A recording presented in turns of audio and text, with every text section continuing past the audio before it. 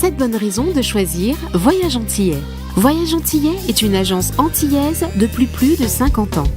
Voyage Antillais vous réserve un accueil chaleureux, une qualité de service, un accompagnement soigné, toujours avec le sourire. Voyage Antillais vous propose les meilleurs prix. Avec Voyage Antillais, vous bénéficiez de facilités de paiement. Votre deuxième bagage est offert. Voyage Antillais, c'est 2 agences en Île-de-France qui relient les Antilles à Paris. Voyage Antillais, nous là vous faisons voyager. Martinique Actualité. Aude Goussard a donc démissionné du RPRAC. Elle est actuellement en France. La semaine prochaine, elle devrait organiser une conférence de presse pour donner les raisons de sa démission. Gladys Roger et Rodrigue Petitot, les 2 autres leaders du RPRAC, ont publié un communiqué pour saluer le travail qu'elle a fait au sein de l'association. Il est un proverbe martiniquais qui n'est pas très élégant. Complot nègre, c'est complot chien, mais qui signifie tout simplement que les associations entre les Noirs ne tiennent jamais longtemps. Ce mardi 1er avril, l'agence Martinique de l'AFD, l'Agence française de développement, a accueilli pour la première fois à Fort-de-France l'un des 12 jurys régionaux du concours national de la France s'engage, un dispositif qui accélère les innovations sociales et environnementales sur tous les territoires. La Fondation La France s'engage organise chaque année un concours national pour sélectionner les projets sociaux et solidaires les plus innovants, répondant à des besoins d'intérêt général dans des domaines essentiels: inclusion sociale et lien social, insertion professionnelle, éducation, égalité femmes-hommes, transition écologique, santé et bien-être, agriculture et alimentation durable, attractivité territoriale, culture, inclusion numérique et logement. Ouvert aux associations, aux fondations et autres entreprises sociales, le concours permet de détecter et de valoriser les projets qui ont démontré leur efficacité locale et qui ont l'ambition de se développer à plus grande échelle. Ceux qui sont sélectionnés bénéficient d'un accompagnement financier sur 3 ans.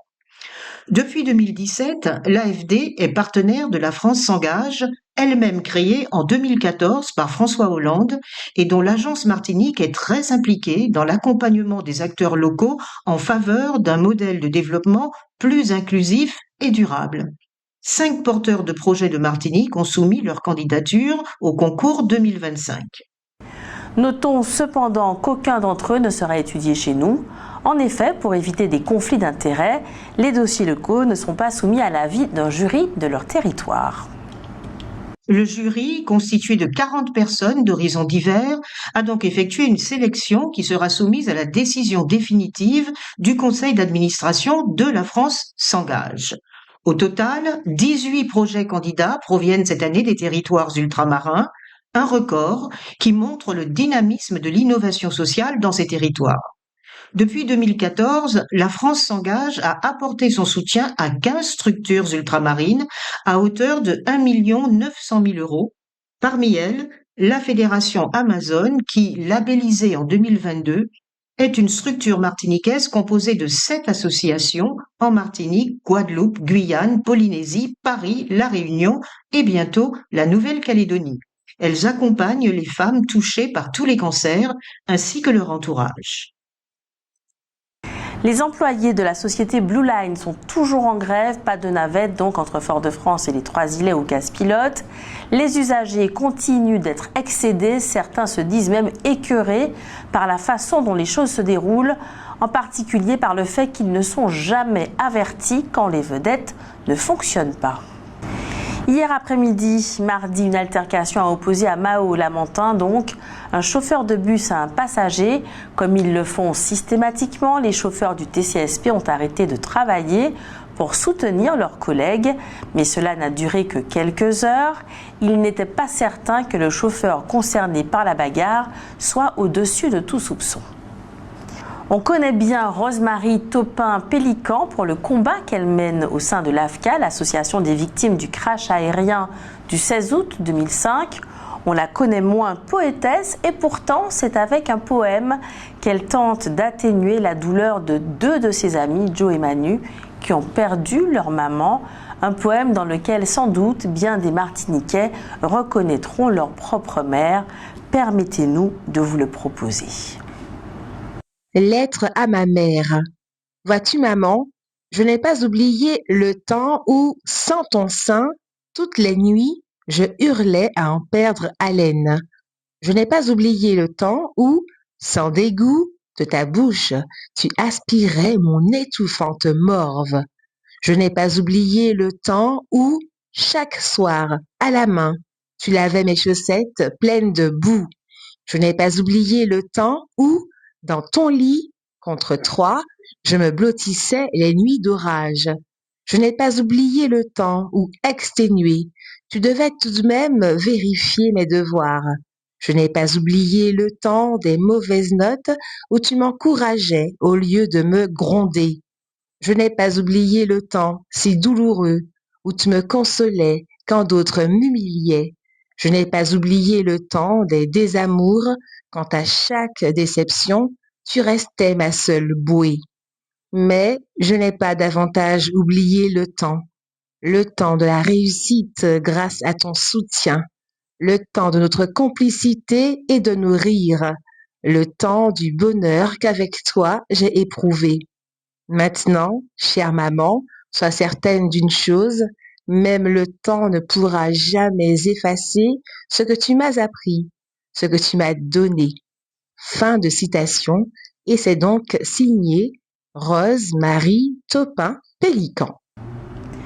Un conciliateur de justice est désormais disponible pour les administrés du Lorrain tous les vendredis de 8h30 à 13h à France Service Lorrain. Bénévole et aidé par les autorités judiciaires, il aide à résoudre à l'amiable divers litiges relevant du droit civil, rural, de la consommation, du droit commercial et du travail, problèmes de voisinage, baux, contrats de travail, litiges commerciaux et autres. Le service est gratuit et accessible sur rendez-vous.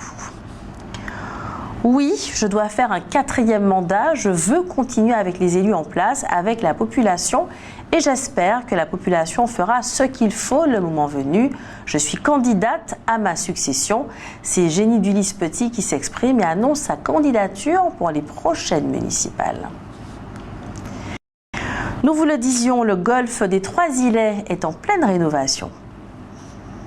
Fermé pendant 1 an et demi pour la remise en état de ses parcours, le golfe des Trois-Îlets rouvre progressivement ses portes. Après une première compétition, le Scramble Trophy, organisé il y a 15 jours, les travaux se poursuivent avec l'installation d'une nouvelle clôture visant à sécuriser le site et à mieux en contrôler les accès. La mise en place de cette clôture, qui a déjà commencé et qui doit se terminer courant août 2025, représente une étape symbolique des travaux mis en œuvre, d'où la visite des lieux réalisée ce mardi 1er avril par le président de la collectivité territoriale de Martinique. Aux yeux de Serge Letchimy, il s'agit en effet d'une priorité pour la CTM, puisque le golfe, qui a déjà 50 ans, jouit d'une renommée internationale. La première phase de la rénovation aura coûté 860 000 € et 2 600 000 € d'investissements supplémentaires sont prévus. Envisager également une modification du mode de gestion de la structure. Le président de la CTM considère en effet que le système actuel de régie directe est très pénalisant car il entraîne des retards dans la mise en œuvre des travaux réguliers nécessaires au maintien de la qualité des parcours. Une délégation de service public ou le recours à une concession pourrait donc être mise en place d'ici fin 2026 après consultation des autorités compétentes. Lundi, le 31 mars, 15 policiers ont investi les locaux de la CTM à Cluny dans le cadre d'une enquête sur des soupçons de détournement de fonds publics. Au sein du CDAD, le Centre départemental d'accès au droit, le président du conseil exécutif, Serge Letchimy, a été entendu par les enquêteurs. Il a souligné que tout serait mis en œuvre pour faciliter l'enquête en cours. Les 2 élèves qui perturbaient le fonctionnement de l'école Jacques Lucéa aux Anses d'Arlay ont été expulsés. Les cours ont repris normalement dans cet établissement. Outremernews.fr, le site de l'actualité Outre-mer, 24 heures sur 24 et 7 jours sur 7. Retrouvez la chaîne Outremer News sur YouTube.